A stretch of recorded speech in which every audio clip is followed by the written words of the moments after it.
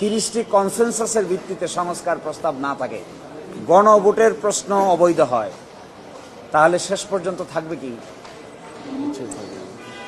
শেষ পর্যন্ত নির্বাচন থাকে, সরকার থাকে, নিজের গদি থাকে, সবকিছুই বড় ধরনের প্রশ্নের সম্মুখীন হবে। তো এই দায়িত্ব তাদেরকে নিতে হবে যারা এই প্যান্ডোরার বক্স ওপেন করাচ্ছেন। They have to take the responsibility on their shoulder. জাতীয় জীবনের এত বড় গুরুত্বপূর্ণ বিষয়কে ডিজাইন করে আদালতের সাবজেক্ট ম্যাটার বানিয়ে পার্লামেন্টকে পাশ কাটানোর যে কৌশল, এটি অতীতেও ভালো কোনো কৌশল হিসেবে প্রমাণিত হয় নাই। So again the same strategy is being administered by this some group of people, and our reaction is this type of activity is neither possible, neither desirable nor practicable.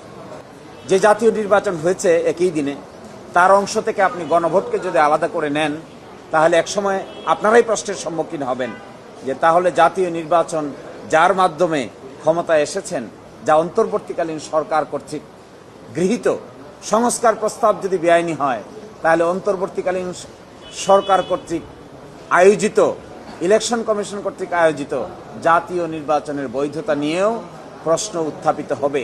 আপনারা এর কনসিকুয়েন্স সম্পর্কে ভেবেছেন কিনা, না ভেবে কাজ করছেন কিনা, আপনাদের মধ্যে এগুলো নিয়ে অনুশোচনা আছে কিনা, আপনারা এগুলো আলোচনা করেছেন কিনা, এইগুলোই আমাদের কাছে সবচাইতে বড় $1 million কোয়েশ্চেন।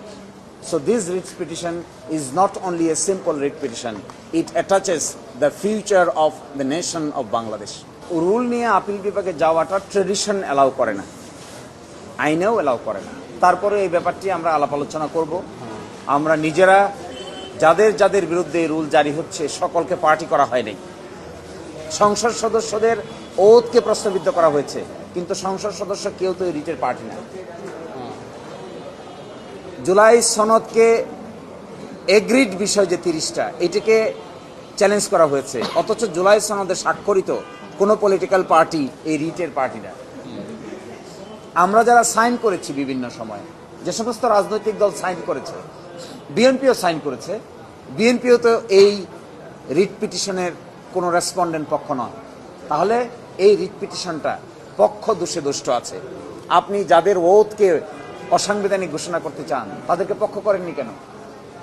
যাদের সাইন করা ঐকমত্য চার্টারকে আপনারা অসাংবিধানিক ঘোষণা করতে চান, সেই পলিটিক্যাল পার্টিগুলোকে আপনারা কেন এখানে পক্ষ করেন নাই?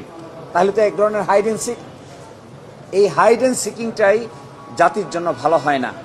যখন সদর দরজা দিয়ে নেওয়া সিদ্ধান্ত সকলে মিলে মাসের পর মাস এটিকে একটা ভেস্টেড কোয়ার্টারের উদ্দেশ্যকে বাস্তবায়ন করার জন্য আদালতের সাবজেক্ট ম্যাটার করবেন, তখন ultimately it's becoming a danger to the future.